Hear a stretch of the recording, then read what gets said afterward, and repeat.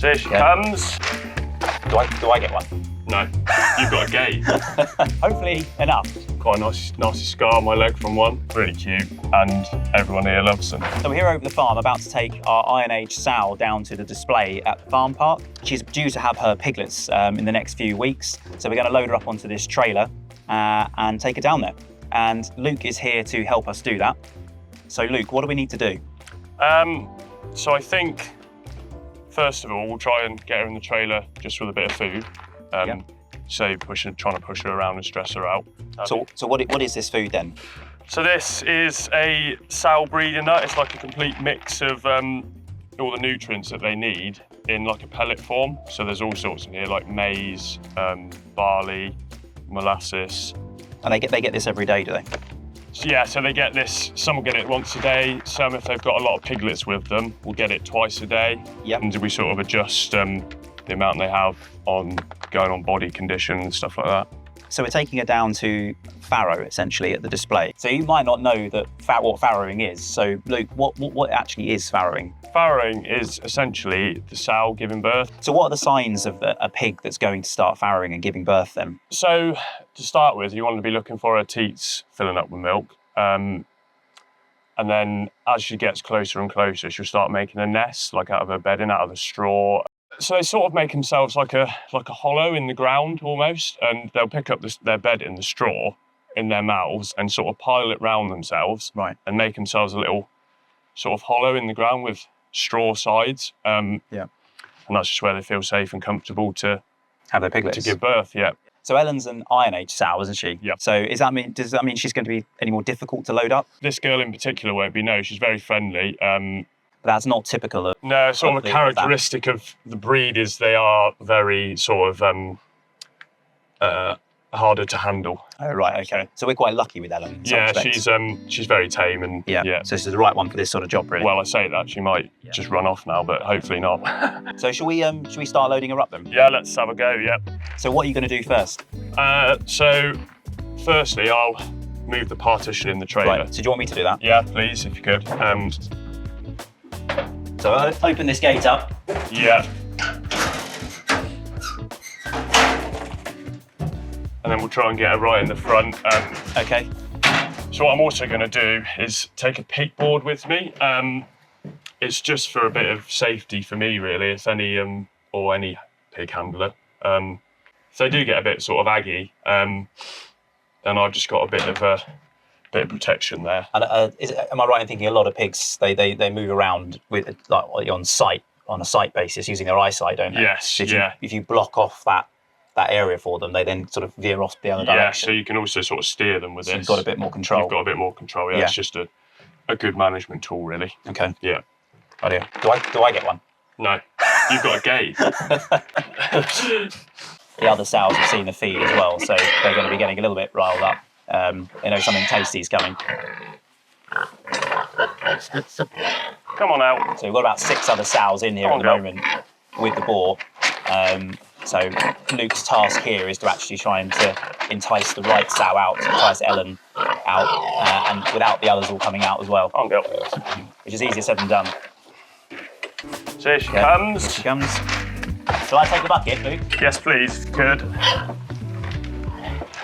So I'll take it up here. Check your cinder around. There we go. Okay. We just bring this door around. Nice and easy.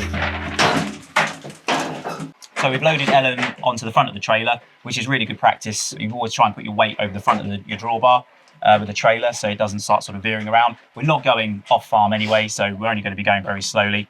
But it's just how we load our animals onto trailers. You can hear Ellen's nice and happy in there. She's snuffling away, eating a few of the pig nuts that we dropped to the front of the trailer. And so now we can just close her up and head off. Is it always that easy, Luke? No, but we got quite lucky today, I think. She's very friendly as well, though, so it helps. It does help. They're not all like that. Yeah. No. Some pigs aren't as easy as that to load. Just because they've got a different temperament, and Ellen's also very food driven, so she'll follow the food anywhere. if they are more tricky to load, it's basically just a case of using your board and sort of steering them in the direction that you want them to go in, and a lot of patience, really.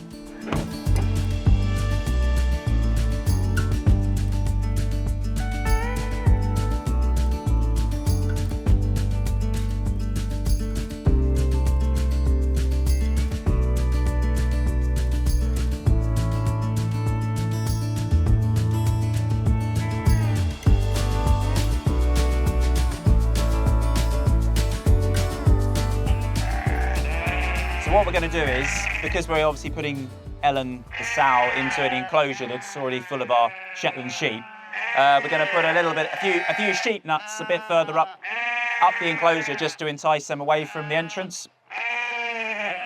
Hopefully enough. I think a matter of a couple of minutes tops. It's rather tight, that gate. Yeah. So we're successfully in and no sheep escaped, so that's always a good start.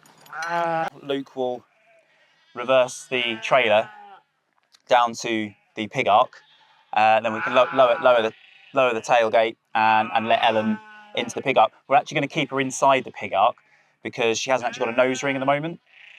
And what nose rings do is they stop the pig rooting all around the enclosure, so they would turn it all over and churn it all up, almost like a plough. And we can't have that happening, not with sheep and other livestock, and it's quite a small enclosure as well.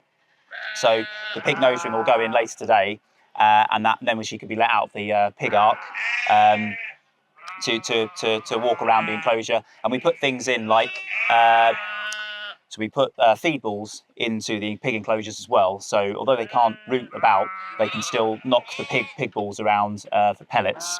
So it's a bit of enrichment for them.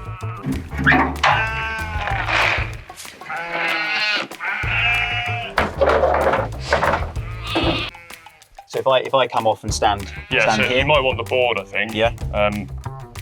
Just fill that gap in. Hopefully and you're going to come off and stand there. Yeah. So she won't come either side. She'll hopefully go straight in. That's the plan. But yeah. See how it goes. Go.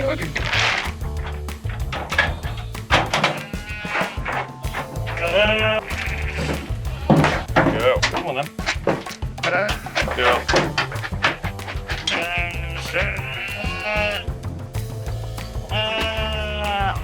Easy as that.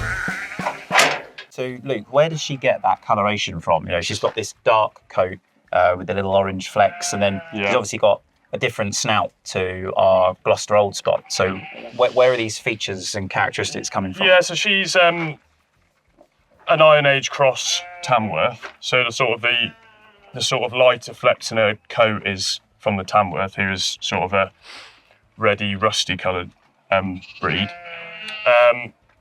Yeah, their longer snout is basically from the sort of wild boar in her. Right. She sort of derived from the Iron Age, sort of derived from a wild boar. Yeah. And that longer snout is just a characteristic of her being closer to like an ancient breed of pig rather than a modern sort of old spot. Longer snout, better for rooting the ground and finding food. So is this what we think sort of pigs, the breeds would have looked like, you know, historically? You know, a lot, you know, before they were a lot more sort of agricultural and commercialised. Yeah, exactly. Yeah. So you might be wondering why specifically we have an Iron Age sow on the farm park, and Luke will tell you why. One, because she's very friendly, and two, because she throws some very interestingly coloured piglets, a nice variety of piglets to look at. She's obviously an Iron Age cross Tamworth, and her boyfriend this time has been a Gloucester Old Spot who's pink and got black spots. So her piglets come out in a range of different colours. They're really interesting to look at, really cute, and everyone here loves them. So you might be wondering why we don't have the male pigs down here, so the boar or the boars, why we don't keep them down in the displays. And that's because they are quite dangerous. They're a little bit more feisty. They've got a bit more testosterone, and they've got sharp teeth, and some of them have got tusks as well. So it's not really safe to keep them on display for members of staff and for also public as well, who are obviously coming up to the fence to feed some of the animals. I can vouch for that. Yeah, quite a nasty scar on my leg from one. Yeah. Oh, right. And that was from a boar, was That it? was from a boar, yeah. Oh, right. Yeah. Yeah. And you've obviously got experience with pigs, and they've still managed to do Yeah, that. So so that's the reason why we don't have them on display down here. They're can be. happy out back at the farm. So Ellen's due to have her piglets in July. That's right, yeah, early July. Okay, so how long has she been sort of in pig for then? So the gestation period of a pig is 3 months, 3 weeks, and 3 days, which is obviously nice and easy to remember. Nice and easy to remember. Yeah. So yeah, we know roughly when she's going to give birth because we saw the boar serving her. So early July she should be having some piglets, and so we should be having piglets over the summer holidays? Over the summer holidays, yeah, there'll be not just Ellen farrowing, that we've got plenty more that will be farrowing over the summer holidays.